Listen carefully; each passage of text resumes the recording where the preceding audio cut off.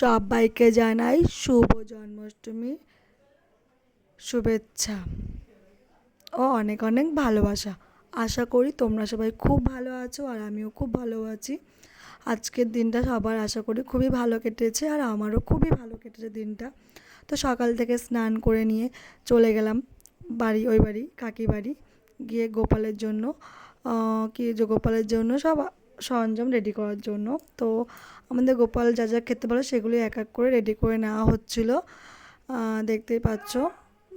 আর অনেকটা টাইম লাগেই গোপালের সমস্ত খাবার তৈরি করতে। তো সকাল থেকে সবাই সব কিছু করে নেয়, আমরাও তাই করেছি। সকাল থেকে রেডি করে নিয়েছি, সন্ধ্যার পরে গিয়ে সব একটু একটু করে রেডি করেছি। তো সব কিছু আয়োজন করেছি সবাই মিলেই, আমরা সব মেম্বাররা মিলেই।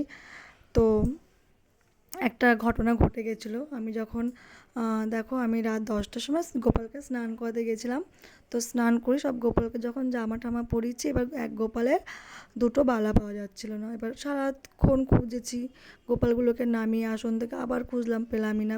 যাই হোক আমি তো ভাবলাম পাবোই না, কারণ আমার হাত থেকে গেছে।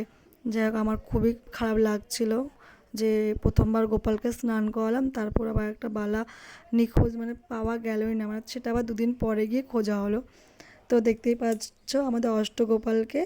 তারপর যাই হোক পাওয়া গেছে বালাটা, আর সবাই আমাদের বাড়ির সব মেম্বাররা সবাই দেখছিল পুজোটাকে।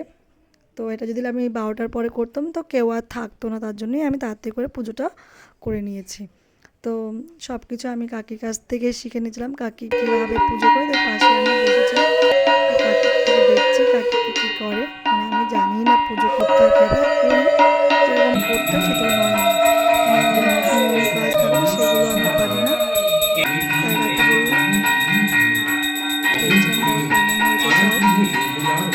তারপরে আমাদের পরের দিন নন্দ উৎসব করতে, নন্দ উৎসব পরের দিন ছিল আমাদের মানে গোপালের জন্য গোবিন্দভোগের বোনা খিচুড়ি, 5 রকম ভাজা, চাটনি, পায়েস, এগুলোই ছিল গোপালের। আর 5 রকম ফল দিয়ে গোপালকে আমরা ভোগ দিয়েছিলাম। তো দেখো তারপরেই আবার কাকি শুরু করে দিল, আগের দিন যেমন করেই কাকি পুজোটা করেছিল তেমনি আবার পরের দিন দুপুরবেলাও ঠিক তেমনভাবেই পুজোটা করতে হবে।